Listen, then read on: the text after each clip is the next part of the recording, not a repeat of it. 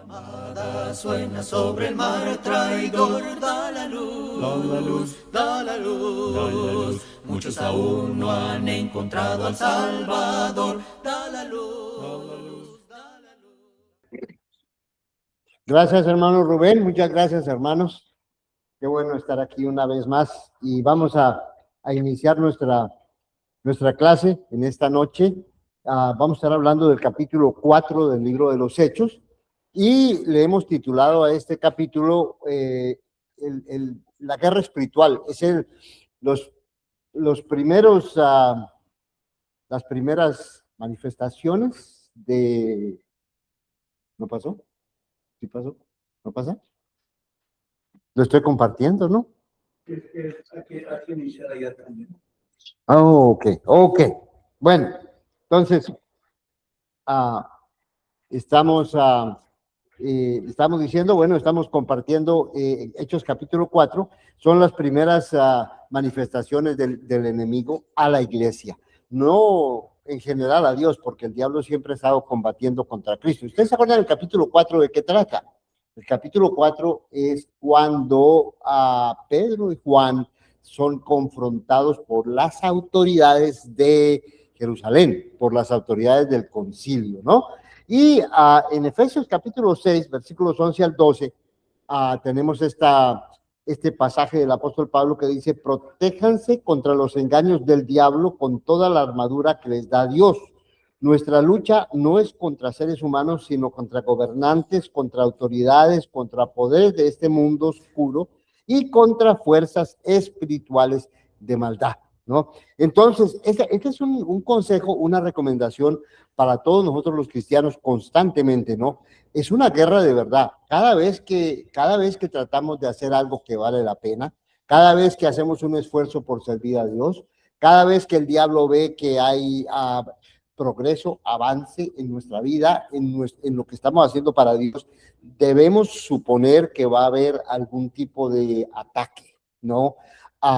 No somos los únicos desde el comienzo, y tal vez leyendo el libro de los Hechos podemos apreciar cómo el diablo una y otra vez y de muchas maneras atacó a la iglesia, ¿no? Entonces, hoy vamos a ver el capítulo 4 del libro de los Hechos y empezamos con la respuesta del mundo a Jesús. Si ustedes se acuerdan, en el capítulo anterior, capítulo 13, nosotros decíamos que Jesús sigue obrando. Dios no se cansa, Jesús no se cansa, Dios sigue obrando, tratando de redimir a la humanidad entera. No es solamente redimirme a mí, porque a veces nos concentramos en nosotros mismos. Qué bonito, ¿no? Pues decir, no, pues Cristo me ama a mí, Cristo me va a redimir a mí, Cristo me está redimiendo a mí. Todo eso es muy cierto, pero Cristo quiere redimir a todo el mundo. No quiere que ninguno perezca, sino que todos procedan al arrepentimiento. Dios no quiere las tragedias que hay en la humanidad, no quiere la perdición completa de toda la humanidad. Entonces, Jesús siempre trabaja, siempre actúa, tal como Jesús dijo en una ocasión en Juan capítulo 4, mi Padre trabaja y yo trabajo. Jesús no se cansa de redimir a la humanidad. Pero ¿qué pasa cuando Jesús trata de redimir a la humanidad? ¿Cómo responde el mundo? ¿Cómo reacciona la gente? Ahora, la gente reacciona, no se pudo, ¿verdad?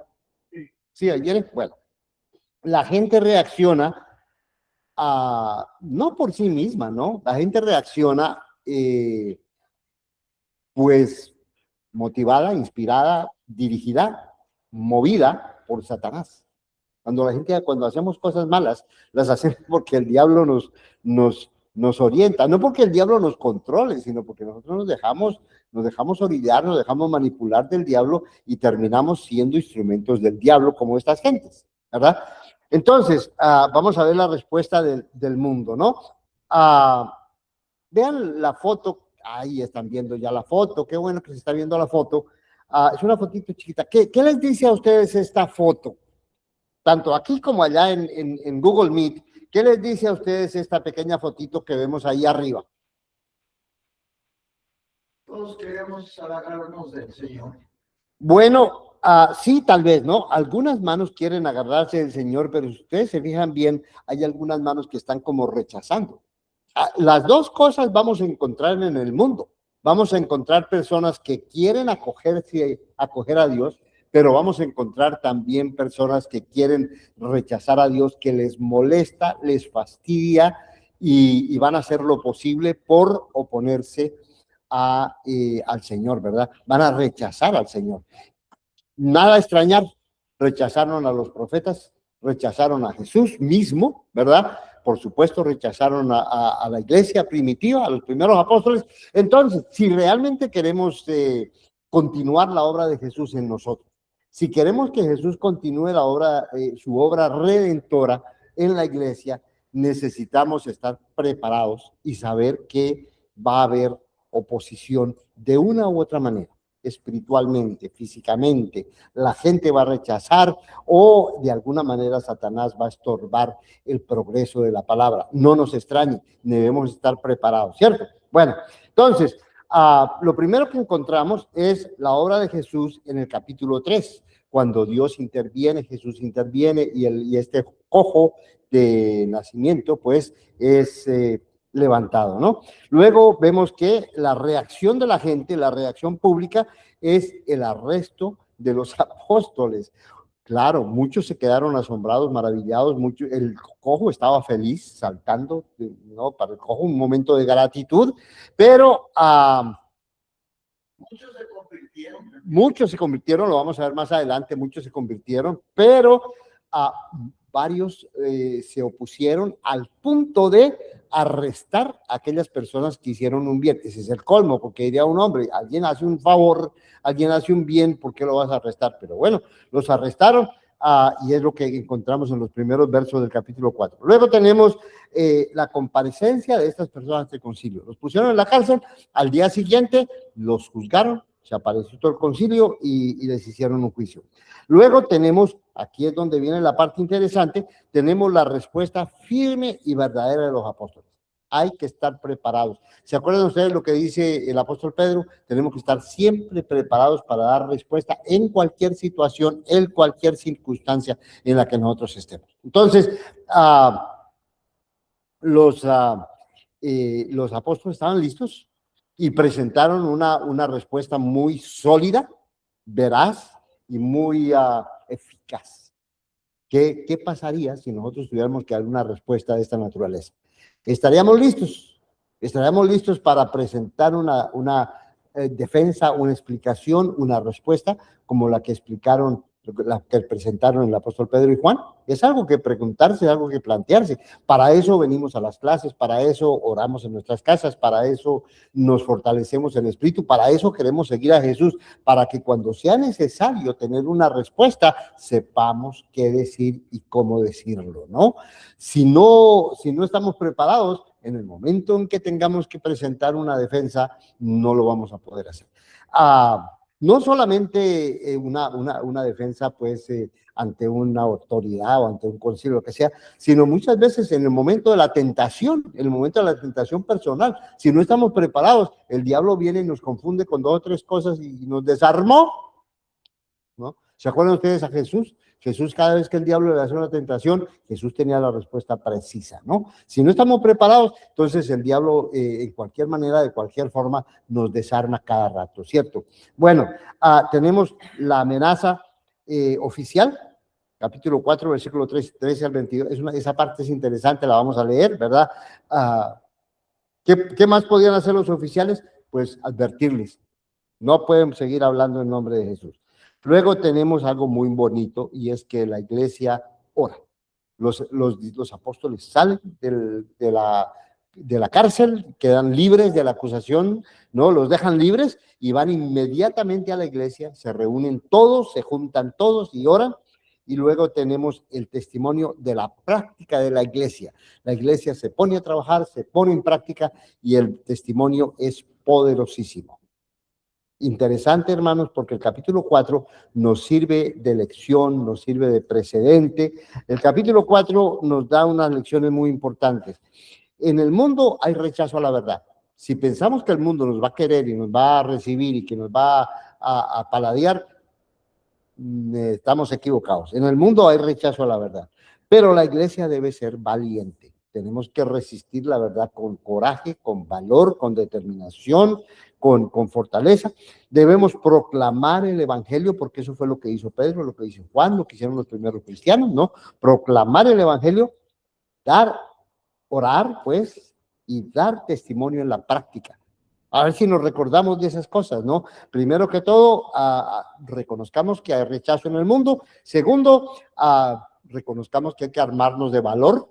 Si nos sentimos así como que yo estoy bien débil y eso, hay que armarse de valor. Por eso Pablo dice, fortaleceos en el Señor, en el poder de su fuerza. Todos los días, porque no sabemos cuándo va a venir la tentación. Tenemos que estar fortalecidos en el Señor, ¿verdad? Y debemos proclamar el evangelio y debemos orar en comunión, en comunidad, y debemos dar testimonio en la práctica, ¿no? Ahora lo vamos a ver en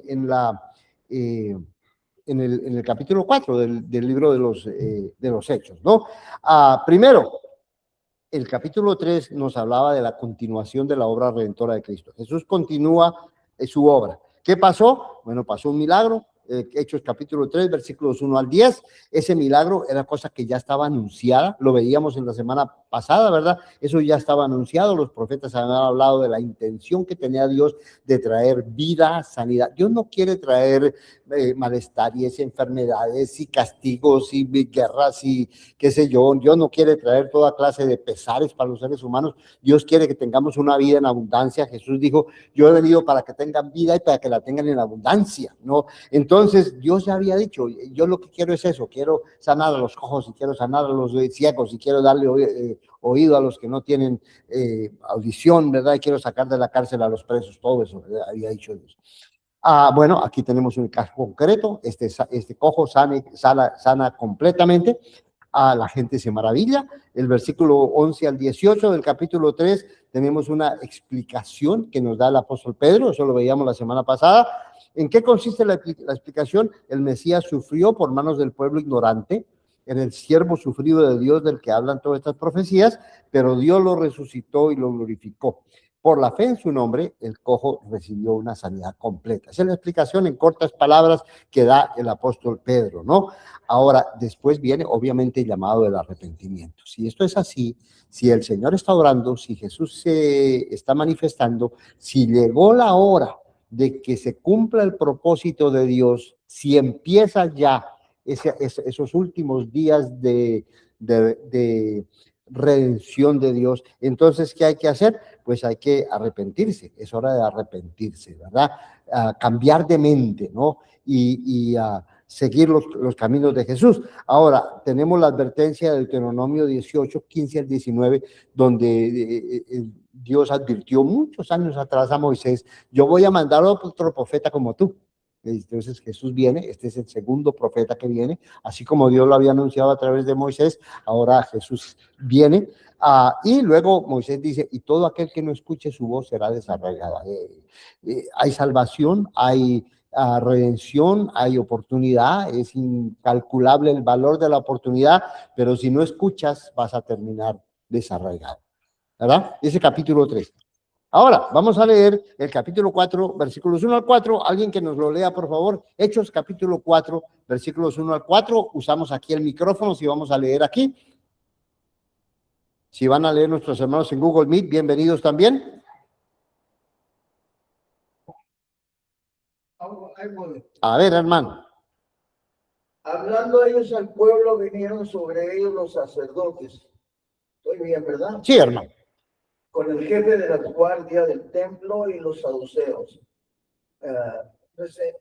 Al 4, hasta el 4. Resentidos de que enseñasen al pueblo y anunciasen en Jesús la resurrección de entre los muertos, y les echaron mano y los pusieron en la cárcel hasta el día siguiente porque era ya tarde. Pero muchos de los que habían oído la palabra creyeron, y el número de los varones era como de 5,000. Gracias, hermano, gracias. ¿Sí se oyó allá en Google Meet la lectura? Me imagino que sí, ¿verdad? Porque aquí la oímos muy bien. Sí, hermano. Ay, bueno, hermana, gracias, muy bien. Bueno, entonces, aquí tenemos lo que sucede, ¿no? los echaron a la cárcel. Ahí tenemos una foto que es como una ilustración, pero imagínense ustedes la situación. Las cárceles de aquel entonces no eran como las cárceles de ahora.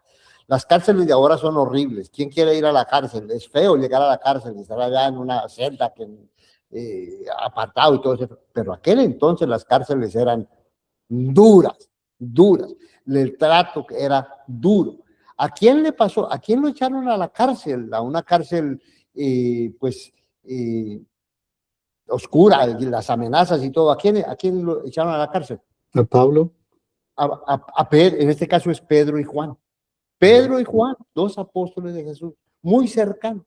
Juan era el apóstol a quien Jesús amaba, uno de los predilectos de Jesús, ¿no? De los más jóvenes. De los más jóvenes. Aquí, qué bueno que en la foto los presentan a Pedro ya un poquito como medio viejoncito, ¿no? Y Juan, pues ya se ve un poco más joven, porque era uno de los apóstoles más jóvenes. Sí. A lo mejor era más joven que eso. ¿Quién sabe? No sabe, imagínense que 90 años después todavía estaba escribiendo el apóstol Juan, entonces debió ser bastante jovencito, ¿cierto? Pero vea qué valor tenía, vea qué entrega el Señor tenía. Pedro y Juan los echan a la cárcel, ¿no? Ahora, acuérdense ustedes que este Juan es el que alguna vez, ahí lo tenemos en la pantalla, Juan fue el que alguna vez pretendió ocupar el trono de Jesús. ¿Se acuerdan ustedes en Mateo capítulo 0, no, capítulo 10, versículos 35 al 40? ¿Se acuerdan qué pasó ahí? La mamá le pide a Jesús, ¿la mamá de quién? De Juan y de Jacobo o Santiago, la mamá de los hijos de Zebedeo, que eran Jacobo y Santiago, que en alguna ocasión se llamaron los Boanerges también. Le pide la mamá a Jesús, ya muy cerca al final del ministerio de Jesús, ¿por qué no dejas que mis hijos se sienten el uno a la derecha y el otro a la izquierda cuando vengas en tu reino? En la visión de esta mujer, el reino de Jesús iba a ser un reino de privilegios. Ellos se imaginaban en un palacio, ¿no? Y con toda la autoridad y con todos los servicios del caso, y se imaginaba la mamá de estos dos hijos. Ahora, no fue solamente la idea de la mamá, los hijos estaban de acuerdo con esta situación. Bueno, pasó el tiempo, bueno, no mucho tiempo, porque esto lo dijeron estos hijos de Zebedeo en los días de la cena del Señor. Pasaron unos cuantos días, ellos vieron a Jesús crucificado en la cruz y entendieron el verdadero significado del reino de Dios y entendieron lo que significan las palabras de Jesús que les decía, ¿ustedes pueden tomar la copa que yo voy a tomar? Ah, sí, no, ¿cuál? Ahora Juan está entendiéndolo mucho mejor, ¿no? Si ahora él está dispuesto a ir a la cárcel, el micrófono, hermano. Bueno, acércate.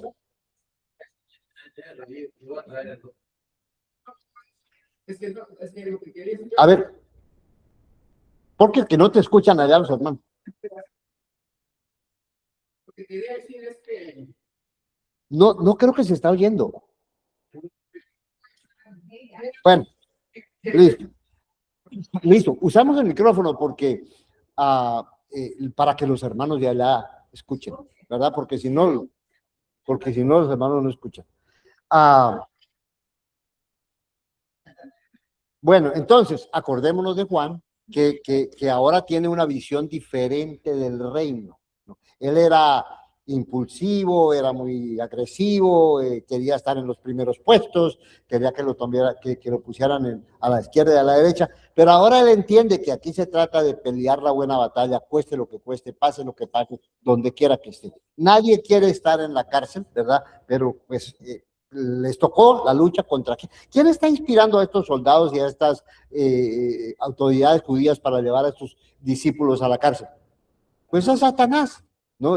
Satanás no le gustó lo que Jesús hizo, porque no fue Pedro el que hizo el milagro, no le gustó lo que Jesús hizo con el cojo, no le gustó que la gente estaba contenta y estaba asombrada y que lo estaba siguiendo y estaban oyendo el mensaje, y entonces pues manipuló de esta manera a estas personas, ¿verdad? Bueno, ahora, dice que estaban muy indignados. ¿Por qué estaban indignados? ¿Qué les chocó? Pues que les iban a quitar una especie de envidia, de incomodidad, porque antes de que viniera el Señor, ellos eran los dirigentes determinados, únicos. Celosos, envidiosos un poco, ¿verdad? Pero la Escritura dice que les chocaba mucho que anunciaran la resurrección de Jesucristo. No, claro, porque en parte cuando los apóstoles decían, este Jesús resucitó de los muertos, los estaba haciendo culpables de la muerte del Mesías. La resurrección de Jesucristo era la demostración de que Jesús había sido realmente el escogido. Resucitó quiere decir que ustedes se equivocaron fatalmente y crucificaron al que Dios había escogido, porque eso es lo que quería decir la resurrección. Eso por un lado. Por otro lado, tenemos un gran grupo de judíos que no creen en la resurrección. ¿Se acuerdan ustedes cuáles eran los judíos que no creían en la resurrección? Los saduceos. Los fariseos creían que iba a haber resurrección, pero más adelante Dios va a resucitar a los muertos. Cuando venga la etapa final, cuando llegue el cumplimiento de todas las profecías, entonces Dios va a resucitar a los muertos. Ellos pensaban en eso. Ellos no podían ver que ya había llegado. Y lo que los apóstoles están diciendo es, ya llegó porque Jesús ya resucitó. Y es cuestión de tiempo antes de que todos los demás resuciten también. Jesús es las primicias, es el primero que resucita a los muertos. Entonces, los fariseos no les gustaba porque era como decir, ¿cómo así que ya empezó el momento de la regeneración? ¿Cómo así que ya estamos en los últimos días? ¿Cómo así? Ellos esperaban una cosa completamente diferente. Entonces, cuando los apóstoles anunciaron la resurrección de Jesucristo, para ellos era chocante. Pero los saduceos peor, porque los saduceos no creían en la resurrección de Jesucristo.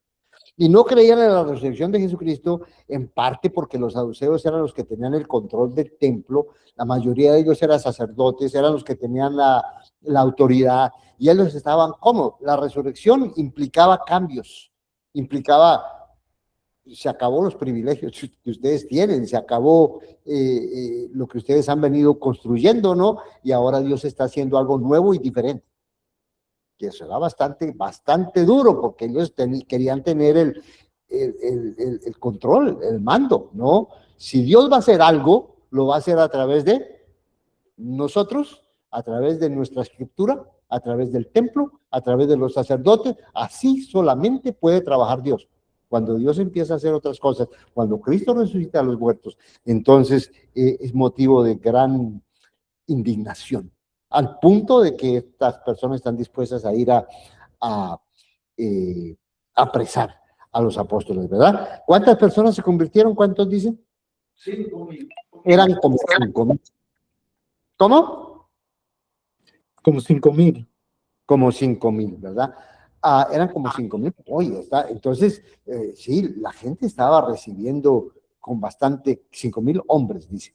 Sí, o sea, la gente estaba recibiendo con bastante entusiasmo la palabra. Por eso Satanás estaba bastante molesto y estaba atacando. Acuérdense lo que dijimos, estamos en una guerra.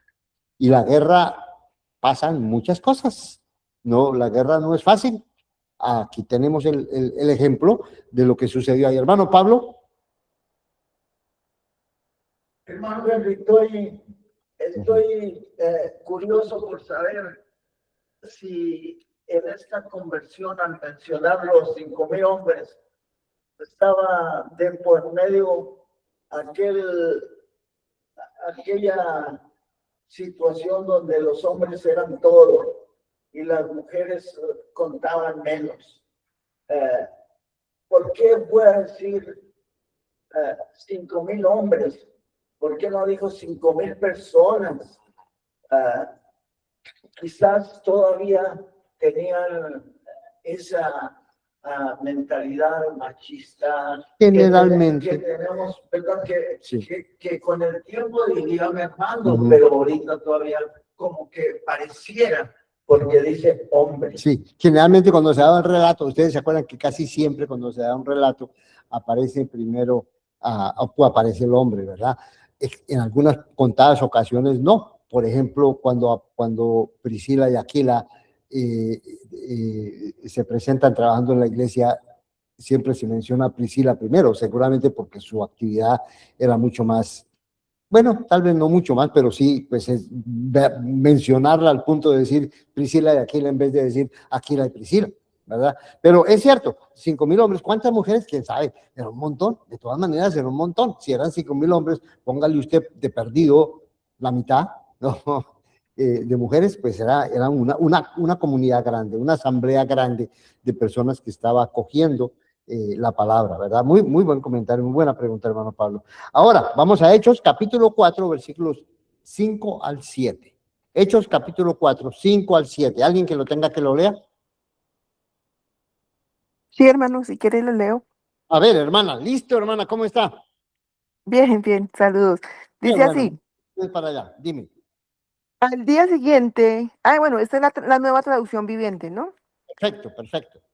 Ok, al día siguiente, el concilio, integrado por todos los gobernantes, ancianos y maestros de la ley religiosa, se reunió en Jerusalén. El sumo sacerdote Anás estaba presente junto con Caifás, Juan Alejandro y otros parientes del sumo sacerdote. Hicieron entrar a los dos discípulos y les preguntaron, ¿qué poder o en nombre de quién han hecho esto? Entonces Pedro, lleno del Espíritu Santo, les dijo, gobernantes y ancianos de nuestro pueblo, nos interrogaban hoy por haber hecho una buena obra a un inválido. ¿Quieren saber cómo fue sanado? Qué pena, hermano, ¿hasta qué número? Hasta el 7. Ah, ya me pasé. Ya te pasaste. Bueno, pero perfecto. No hay problema.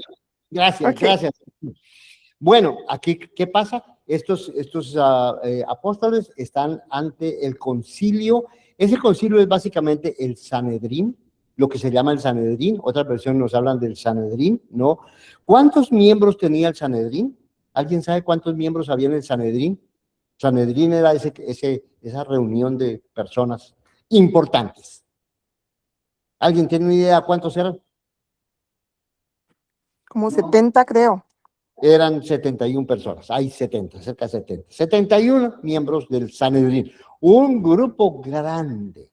Se reunieron toda esta gente y pusieron a estas dos personas, a estos dos apóstoles, en la mitad para hacerles cuestionamientos. Imagínense que estuviéramos en esta situación, imaginemos esta situación. ¿Quiénes conforman el Sanedrín? El Sanedrín, el sumo sacerdote, a otros sacerdotes, los Dice todos los que eran de la familia de ellos. de la familia de los sacerdotes, o sea, fariseos prestantes, fariseos de alto nivel, ¿no? Líderes fariseos de alto nivel, porque fariseos, pues había mucha gente que eran fariseos, pero se escogían por de los más, o mucha gente de dinero, todas esas cosas, muy potente, muy poderosa. Los escribas, que eran expertos en la ley, eran los doctores en el Antiguo Testamento, grandes conocedores, los escribas estaban ahí presentes, ¿verdad? Los maestros de la ley. Entonces, no es cualquier concilio. ¿Qué es lo que hacía el concilio? ¿Para qué se reunía el concilio? Básicamente para juzgar, para ver si lo que habías hecho era correcto o no, para ver si habías dicho alguna blasfemia. ¿Se acuerdan que a Jesús también lo llevaron al concilio y lo acusaron de que estaba blasfemando, que todas esas cosas? Bueno, este es un momento crucial. ¿Cómo te hubieras sentido tú si hubieras estado aquí en medio de una acusación de esta naturaleza? Hermano Pablo. Era la equivalencia como del Congreso en estos tiempos, ¿no? Que también podían hacer leyes, ellos, a veces inventadas por ellos y a veces las deducían de las escrituras. Exacto. Sí, claro, solamente podían hacer leyes religiosas. Ellos eran las autoridades de la religión, autorizados por el gobierno romano, porque el gobierno romano les había dado pues el permiso de que ellos se encargaran de todo lo que tenía que ver con los asuntos del templo, del pueblo judío, de la religión, todo eso, ¿no? Estaban autorizados debidamente por por el gobierno romano. Pero ellos no podían legislar sobre cosas civiles, sino solamente en cuestiones de la ley. Pero todavía tenían un gran poder, y le podían condenar a una persona, como hicieron efectivamente con Jesucristo, ¿verdad? No lo podían sentenciar a muerte, pero sí podían determinar que no podía volver a las sinagogas, que los expulgaban, qué sé yo. ¿Qué le preguntaron estas gentes del concilio? ¿Qué le preguntaron a los apóstoles? ¿En nombre de quién habían hecho eso? ¿En nombre de quién? ¿Con qué autoridad? ¿No? ¿En nombre de quién? Seguramente que ellos estaban tratando de buscar, ¿será que estas personas hicieron alguna magia? Eso hubiera sido un motivo de condena inmediata, ¿no? Practicar la magia era algo totalmente inapropiado en la comunidad judía. Entonces, en memoria de que, ¿se acuerdan ustedes de Mateo 12, 22 al 23, lo que pasó con Jesús? ¿Cuál fue la acusación que le hicieron a Jesús? ¿Que por qué hacía milagros? Quisieron acusar a Jesús de que lo hacía por el poder de Belcebú, sí, o sea, ya los fariseos ya habían intentado atribuir estos milagros del Señor a algún tipo de magia, ¿no? De Satanás, alguna cosa satánica. Y es lo que están buscando aquí, cuando le preguntan a los apóstoles, ¿ustedes cómo hicieron eso? ¿Con qué autoridad lo hicieron? Cualquier cosa que hubieran dicho hubiera sido motivo para decir, sí, es que ustedes tienen algún pacto con Satanás o son satánicos, hubiera sido motivo de apedrearlos. Sí, hermano. No, solo quería decir, ¿verdad? Que en ese tiempo había muchos magos. Sí. Y todo, y fue, para ellos eso era uno más allí, que había un mago más. ¿Ves? Y por eso decían, lo acusaban de que hacía pues magia de Belcebú, del demonio. Lo acusaron pues a Jesucristo de muchas formas, lo acusaron. Exacto.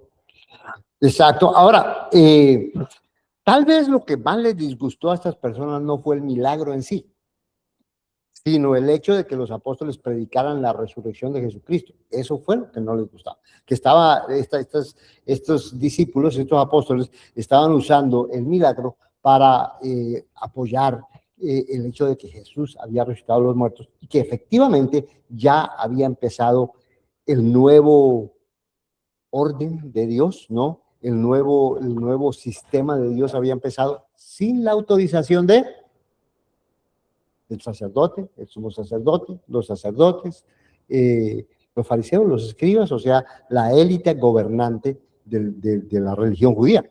Y eso no lo podían ellos aceptar, era sumamente, los provocaba, ¿no? Era una predicación que provocaba a los judíos. Ahora, veamos Hechos capítulo 4, del 8 al 12.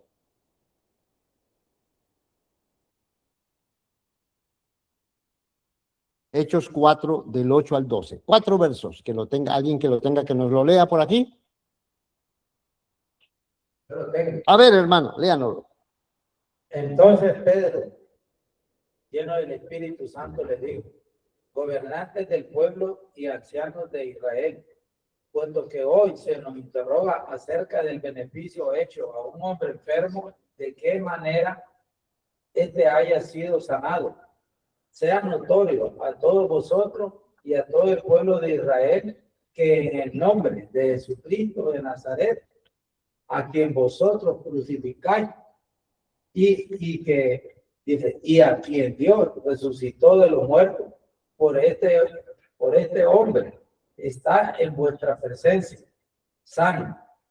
Entonces Jesús dice: este Jesús es la piedra reprobada por vosotros los edificadores, la cual ha venido a ser cabeza del ángulo. Hasta el 12. Y en ningún otro hay salvación, porque no hay otro hombre bajo el cielo dado a los hombres en que podamos ser salvos. Gracias, hermano, gracias.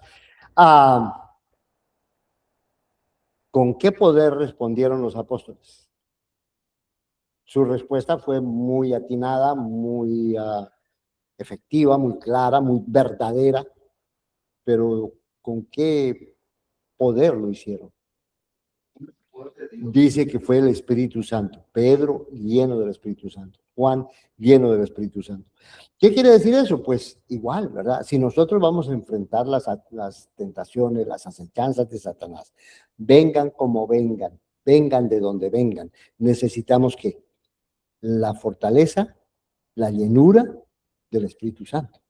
Si no estamos constantemente en comunión con el Espíritu Santo, si no estamos recibiendo más y más de esa fortaleza del Espíritu Santo, no tenemos la fortaleza para enfrentarnos al demonio. Hay personas que son bien atrevidas, que dicen, no, pues ya el demonio, yo me le presento, yo me lo hago lo que quiera con el demonio. No, tú no puedes hacer nada, ¿no? El demonio es más poderoso, es más astuto, te conoce mejor las cosas. Entonces necesitamos el poder de Dios, necesitamos la protección de Dios. De ahí viene la necesidad de la oración, ¿verdad? Dice, sí, hermano. Disculpe, quería decir, ¿verdad? Que aquí vemos a Pedro diferente, ¿verdad? ¿Se acuerda que antes negó a Cristo? Sí. 3 veces, y ahora aquí también está lleno del Espíritu Santo y habla con esa seguridad, diciendo que todo fue en el nombre de nuestro Señor Jesucristo. Perfecto, anotaciones, hermano Rubén. Vemos el cambio tan tremendo de Pedro, ¿no? Antes atemorizado, asustado, negando a Cristo, ahora completamente resuelto antes fue una sirvienta la que le dijo, tú y sí te hemos visto ahí con Jesús, y renegó y maldijo y todas esas cosas, ¿verdad? Aquí lo tenemos frente al Sanedrín, ni más ni menos, de cara a cara con el sumo sacerdote, y con mucha valentía, con mucha firmeza, responde la pregunta o las preguntas o las acusaciones que le están haciendo. Excelente punto, esa comparación, ¿verdad? Ahora, que Pedro aquí básicamente les dice, mire, ustedes lo que hicieron fue desechar la piedra que los constructores debían haber usado para edificar la piedra angular, el fundamento. Está hablando de edificar una casa. ¿Cuál casa se refiere? ¿Qué casa es esta? ¿A qué casa se refiere? La iglesia, que es ni más ni menos que el nuevo templo de Dios, el cuerpo del Señor. Pues ni más ni menos que el nuevo templo de Dios, ¿no? Acuérdense ustedes que la Jerusalén celestial. Exactamente. La Jerusalén celestial, la casa verdadera de Dios, el nuevo templo de Dios, que Dios mismo construye, ¿cierto? Y el fundamento, la piedra angular de esa construcción espiritual es Jesucristo, ¿sí? Es Jesucristo el que murió en la cruz, fue sepultado y resucitó, ¿no? Los fariseos, los escribas, los doctores de la ley, las autoridades judías y todo, ellos están a la expectativa ellos quieren construir un templo material, donde puedan tener a Dios para siempre, morando ahí, haciendo sus sacrificios, sus cosas, y pensando que ese templo les garantizaba a ellos sus privilegios, su poder, garantizaba que los israelitas iban a ser la nación más poderosa del mundo, y esperaban la construcción de esa nueva casa. Bueno, ¿saben qué? El fundamento ya vino, la nueva casa ya empezó, el verdadero templo ya se inició, ya empezó a construirse, y el fundamento es Cristo, y ustedes rechazaron a ese fundamento. Sí, pero ese es el fundamento que Dios puso, ¿verdad? Ahora dice, nada nos puede salvar. ¿Qué puede salvarnos a nosotros de las tragedias del pecado? ¿No? Aquí ninguno trae salvación. Nosotros podemos pensar en la salvación del mañana, ¿sí? Cuando yo me muera, quiero ser salvo. Cuando yo me muera, que no vaya al infierno, sino que vaya al cielo, y así yo quiero ser salvo. Pero resulta que la salvación la necesitamos desde ya. Necesitamos ser salvos del pecado ya. El pecado hiere, maltrata, el pecado mata desde ya, ¿cierto? Entonces, ¿qué nos puede salvar del pecado? ¿Qué nos puede salvar de todas las tragedias? Familiarmente, individualmente, colectivamente, como congregación, ¿qué nos puede salvar? realmente solamente Jesucristo. No únicamente, claro que sí, nuestra salvación eterna, pero no es, a veces nosotros pensando en la salvación eterna, no pensamos en las trampas y en las tragedias que puede ocasionar el pecado aquí en la tierra, antes de que nos muramos, ¿no? Dice el apóstol Pablo, ustedes están muertos en sus delitos y pecados. Antes de morirse ya se habían muerto. Antes de estar condenados ya estaban fuera a causa del pecado. Entonces el pecado realmente puede causar tremendas tragedias aquí. Jesús vino para salvarnos del pecado. Si solamente pensamos en que Jesús vino para que cuando yo me muera vaya al cielo, a lo mejor no voy a saber enfrentar los problemas de mi vida afianzado en la fe de Jesús. ¿Verdad? Hermano Pablo. Hermano, estoy pensando en una situación que quiero hacer una comparación a ver si sale. Estamos como en las prácticas de ser ciudadanos del cielo, el final. Como en la escuela, ¿verdad? Cuando forman el equipo y hay que ir a las prácticas, estar practicando para jugar, ¿verdad? Para hacer buena actuación ahí. Si no llegas a las prácticas, automáticamente tú solo te estás eliminando. Exacto. Cuando sea el juego, vas a querer jugar, pero el que está dirigiendo el juego, pues va a decir, no ha practicado, no, aunque se va a sentir mal él también, pero no ha sido a las prácticas. Entonces, nosotros estamos practicando ya las cosas, los cantos, las oraciones, todo lo que se va a estar haciendo en la eternidad, queriendo despojarnos de todo lo malo. Entonces, si no hemos venido a las prácticas, pues vamos a hacer un papel, no va a ser muy efectivo como en el juego. Exacto. Descalificados. Algo parecido. Exacto, descalificados, ¿cierto? Empezamos a liberarnos del pecado desde ya. Lo más pronto, ¿qué objeto tiene mantenernos esclavizados del pecado? ¿Para qué nos bautizamos? Es lo que el apóstol Pablo va a decir en Romanos, ¿no? Entonces se bautizaron precisamente para ser libres del pecado. ¿Para qué van a volver otra vez a la esclavitud del pecado? No, precisamente la idea es separarnos, apartarnos de las cosas que causan dolor, daño, tragedia, una y otra vez, ¿no? Eso. Entonces, estoy sorprendido. De que tan pronto se hayan apartado, ¿verdad? Entonces, no hay otra salvación, en ningún otro hay salvación del pecado. Estos pobres judíos están abocados a tragedias en su vida, ¿no? Sí, sus espíritus, sus almas están condenadas, pero no solamente la condenación. En unos pocos años va a venir la guerra contra Jerusalén y van a acabar Jerusalén y van a destruir completamente el templo y todas esas cosas, pero ellos no pueden ver que en ningún otro hay salvación, sino solo en Jesús. Consuelo, el micrófono. Sí, o sea, lo más triste es que estas personas, estos judíos, los fariseos, eran muy estudiosos del Antiguo Testamento, lo tenían en las paredes, en los vestidos, en los gorros y vivían, o sea, ellos practicaban una religión, pero sin acción, ¿sí? O sea, no la vivían, era un fanatismo muy, o sea, un fanatismo brutal, porque se cerraron tanto en sí mismos que no pudieron ver, no vieron, o sea, la obra de Jesús, resucitó, siguieron ciegos y no admitían que había alguien poderoso que podía salvar.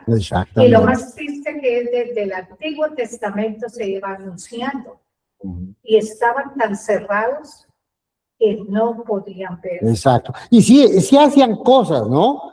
Ayunos y observaban el sábado muy rigurosamente, fiestas, ¿no? Todo lo cumplían, diezmaban la mente y el eneldo, es decir, hacían muchas cosas, pero no conforme a la intención que Dios tenía, ¿cierto? Aquí tenemos una cita de un señor que se llama Dietrich Bonhoeffer. Dietrich Bonhoeffer fue líder religioso que se opuso a Hitler allá en Alemania y lo mataron, ¿verdad? Y miren, ¿quién nos quiere leer esta cita? La de la pantalla. La de la pantalla, sí. Yo la leo. A ver, hermano.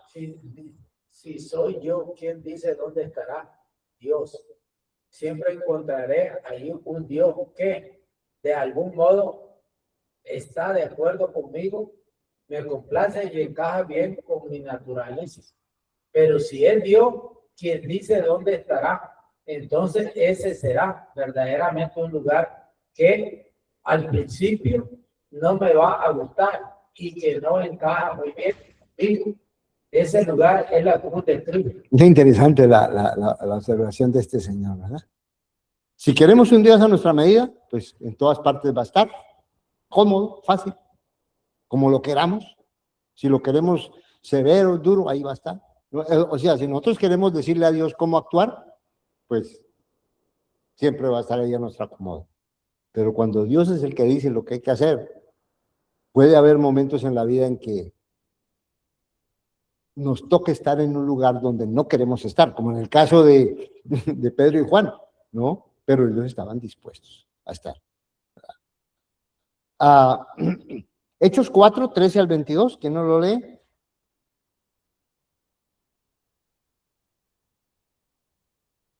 Yo lo tengo, hermano. A ver, hermana, por favor. 13 al 22. Ajá. Entonces, viendo el denuedo de Pedro y de Juan, y sabiendo que eran hombres sin letras y del vulgo, se maravillaban y les reconocían que habían estado con Jesús. Y viendo al hombre que había sido sanado, que estaba de pie en pie con ellos, no podían decir nada en contra. Entonces les ordenaron que saliesen del concilio y conferenciaban entre sí, diciendo, ¿qué haremos con estos hombres? Porque de cierto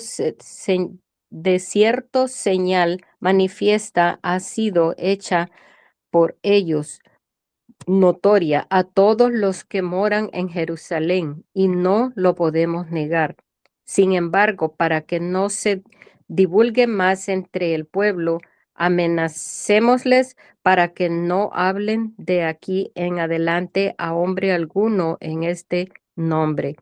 Y llamándolos, les intimaron que en ninguna manera hablasen ni enseñasen en el nombre de Jesús. Mas Pedro y Juan respondieron diciéndoles, juzgad si es justo delante de Dios obedecer a vosotros antes que a Dios, porque no podemos dejar de decir lo que hemos visto y oído. Ellos entonces les amenazaron y les soltaron, no hallando ningún modo de castigarles por causa del pueblo, porque todos glorificaban a Dios por lo que había hecho, ya que el hombre en quien se había hecho este milagro de sanidad tenía más de 40 años. Y puestos en libertad vinieron a los suyos y contaron todo lo que los principales sacerdotes y los ancianos les habían dicho. Gracias, hermana. Muchas gracias.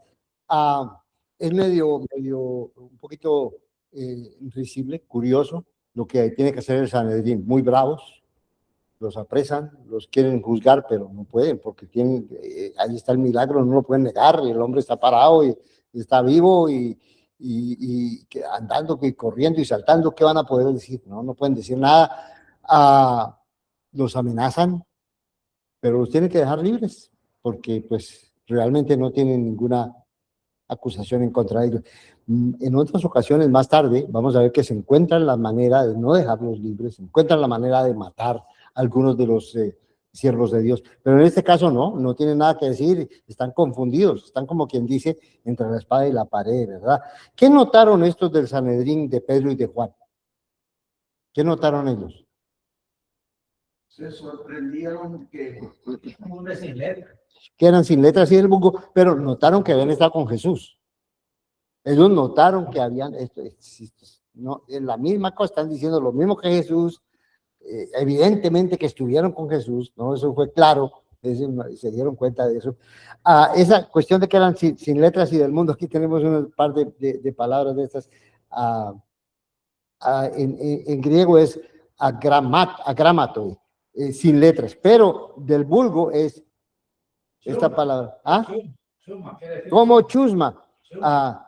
Idiotai, es la palabra en griego, es idiotai. En otras palabras, son idiotas. Son idiotas, pero una vez leí, yo investigué esta palabra y también se le llaman chusma. Sí, o sea, gente del barrio. del barrio. ¿Cómo los consideran los líderes religiosos?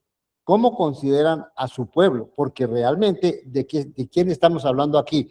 De los doctores de la ley, de los sacerdotes, de los fariseos, líderes, ¿verdad? De la gente de arriba. Para esta gente de arriba, la mayoría de la población son sin letras e idiotas. Son unos idiotas y así los tratan, ¿verdad? De ahí viene nuestra palabra idiotas, ¿no? Tan diferente a la forma en que Jesús veía a la gente, con potencial. Mientras el sumo sacerdote ve a Pedro y dice, este es un idiota, Jesús ve a Pedro y le dice, tú eres una piedra, ¿no? Siempre había lucha de clases y también había discriminación espiritual. Siempre hay, ¿verdad? Siempre hay. Exacto, ¿verdad? Muy bien. Ahora veamos aquí esta cita de este señor Policarpo. ¿Quién nos quiere leer la cita? Policarpo. A ver, la leemos aquí porque ya se nos fue el tiempo. Dicen algo. En algún momento alrededor del año 155, 156 después de Cristo, Policarpo, un obispo de Esmirna, fue arrestado y llevado a un estadio donde el procónsul Statius Quadratus le instó a jurar por el genio del César y a maldecir a Cristo. A Policarpo se le advirtió que si no obedecía sería ejecutado o bien despedazado por bestias salvajes o quemado vivo. Pero Policarpo se mantuvo firme en su determinación de no renunciar a Cristo. Él replicó: durante 86 años he sido su siervo y él no me ha hecho ningún mal. ¿Cómo podría yo blasfemar contra mi rey que me ha salvado? Gracias, ¿Qué argumento, eh? ¿Qué argumento? 86 años tenía este señor cuando lo pararon y dijeron, o renuncias a Cristo o te decapitamos o te mandamos con las bestias o te mandamos a quemar. Vea la respuesta de Policarpio, ¿no? Acechanzas del diablo, la guerra es dura y vale más estar dispuesto, preparado, ¿cierto? Vamos a pedirle, ¿qué más tenemos por ahí? Tenemos el hermano, no está el hermano Víctor ahí en Google Meet, ¿verdad? Suena sobre el mar traidor, da la luz, da la luz, da la luz, da la luz. Muchos aún no han encontrado al Salvador, da la luz.